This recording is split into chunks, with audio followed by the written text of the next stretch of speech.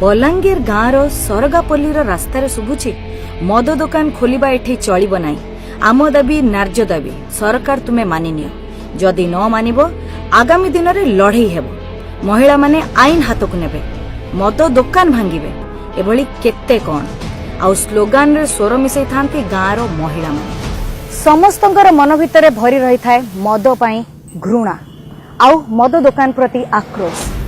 समस्ते जेपरी जणे जणे सैन्य साजिचंती आउ सेमानकर मुखिया होई झांसी रानी लक्ष्मीबाईर रूप धरी सभा आगे ठिया होई नेतृत्व नेउथाए जणे अल्प वयस्क झियो स्नेहलता। हाँ, स्नेहलता छत्रिया। एही मद ही सबु झगड़ार मूल मंजी। एही मद पाई सेमानक जीवन छारखार हे गलानी। रास्ता घाट रे झियो बू माने एकुटिया चली पारु नाहांती। मद पाई प्रति रात्रे मरद ठौ माड़ खाया को पड़ुछे। दिन रे हाड़भंगा परिश्रम करी जहा मजूरी आनिबु आउ संध्या हेले मरदटू माड़ खाई से सबू को देई दबु। पिल्ला माने उपास आउ से मर्द माने बोली भाटी को जाई मद पी सोइबे। ए मद दुकान उठेई दबाकू भाटी बंद करबाकू थाना को दौड़ी दौड़ी हालिया हेलुनी। थाना बाबू से मद बेपारी ठू बटी नहीं चुप ना आउ सही हेबनी, किछि तो करबाकू पड़िबो। सबु महिला एकथा कुआ कोई होई चालिले स्नेहलता पाखु। से ही आगु को बाट बताइबो, उद्धार करिबो मद राक्षस ठारू। मद बेपारी मध्य भाड़ेनी पड़ जाइथिला। सेमाने चिंता कले तरबर रे किछि करि हबो नाही आ समस्त को दंड देई हबो नाही। कारण ए जो स्त्री लोक माने अछंती एमाने होचंती सेमानकर प्रकृत गरा। कारण एही माने त टंका आनी देलरो तांको मर्द माने तांकर ग्राहक होचंती। पैसा नहीं तो की ग्राहक। एमानकु जे शिक्षाई मती आम विरुद्ध रे ठिया करूची ताकू रास्तारू हटेई देले कथा सरे। झियोटी देखिबाकू सुंदर आज्ञा, गोटिए गुली रे दुईटी शिकार हब ना कौन। एही कथा कही समस्तଙ୍କ मुखमंडल रे फुटी उठला हसर रेखा। 22 मे 2015 रे सकाळु उठी गाधोइबाकू बाहरला स्नेहलता। सबुदिन भली से दिन भी जाइथिला पहाड़ पाखु। एही पहाड़रू बाहर थिबा झरणा थार अति परिचित। प्रतिदिन एठी से गाधाए।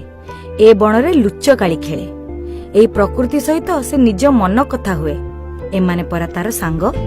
टिके डेरी हेले पचारंती, स्नेहलता आजी काहेकि डेरी हेला जे?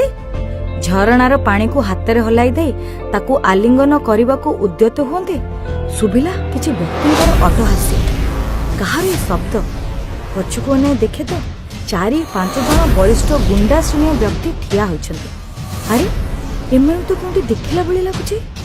हाँ, मने पड़ला से जो मद बेपारी एमाने ता चामचा। ता कथारे उठ बस हुअन्ती, मारधर करन्ती। एमानको डरे तो सेमान को केही किछि कहंतेनी, समस्ते डरन्ती। तेबे एमाने एठी काहेकि? मन भितरे पाप छुनी। घटना कोन बुझिबाकू बाकी नथिला स्नेहलतार।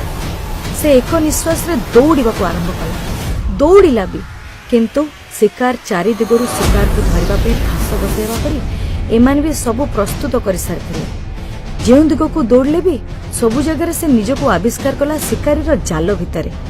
पारिलानी, शेषरे छंदी होइगला एमानक जालरे। जेउ जंगल रो कोण अनुकोण सहित से परिचित, से जंगल सत्य जेपरी आज हाथ छाड़ी देथिला। ताकू लुचेया पे जागाटे देई पारलानी। जंगल मार पण तो आज जेमती ता पे पर्याप्त नथिला। कौन कहूलु तू? मद दुकान हटेई दबु, आमको बर्बाद कर दबो। देख आज आमे तते केमिति बर्बाद करूछु। कही जनक परे जणे जबरदस्त स्नेहलता को उपभोग करि चलथिला।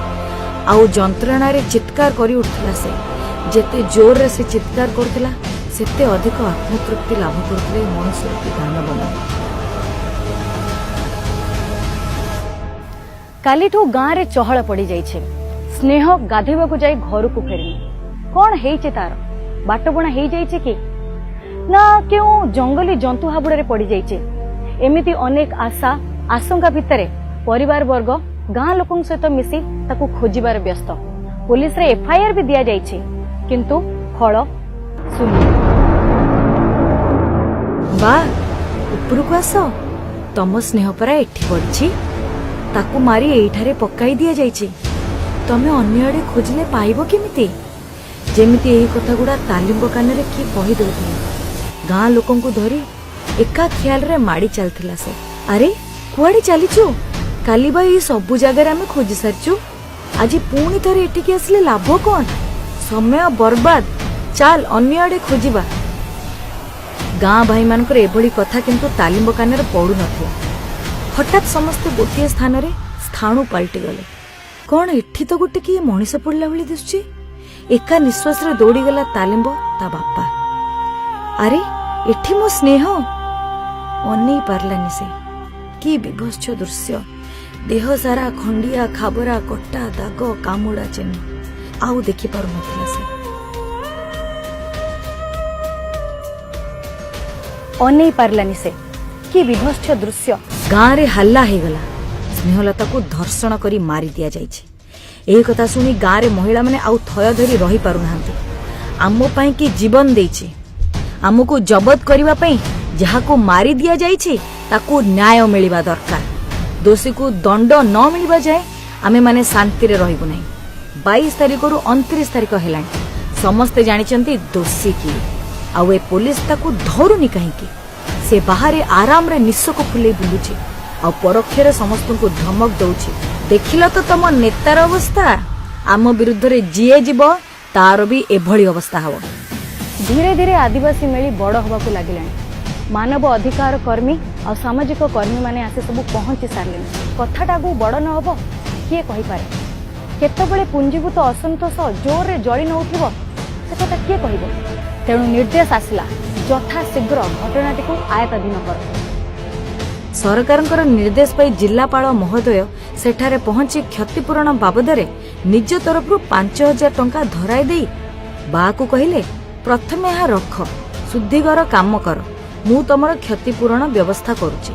तमको केंद्र सरकार तरफरु 2 लाख टंका, रेड क्रॉस तरफरु 15,000 टंका, ग्राम पंचायत तरफरु 2,000 टंका, ST/SC कमिशन तरफरु 2,81,250 टंका दिया जिवो। किंतु टंका कौन हबो? आमको न्याय दरकार, दोषी को दंड मिलवा दरकार। आज्ञा आमर अछि जेसा को तेसा। दोषी दंड न पाइला जाए आमे चुपचाप बसी पारबुनी। चलो कालीठू आरंभ हेबो आंदोलन। 19 जून 2015 रे आदिवासी मानकर रैली धर्मघट बलांगीर रु आरंभ होई 25 जून 2015 रे भुवनेश्वर विधानसभा थारे पहुंचीला। तेबे जेते जहा पैसा देले मध्य आदिवासी माने शांत हेउ नथिले। तांको भितर थिबा असंतोष और उत्तेजना बढ़िवार देखि घटना को चपेइबा पई 30 जून 2015 रे 2 जण दोषी को गिरफ्त करी केस रजिस्टर करिया को पुलिस बाध्य होइथिले। 2 नवेम्बर 2015 रे बेल पाई सेमाने जेल रो चारिकांथ भितर मुकली आराम रे बाहरे बुलिले।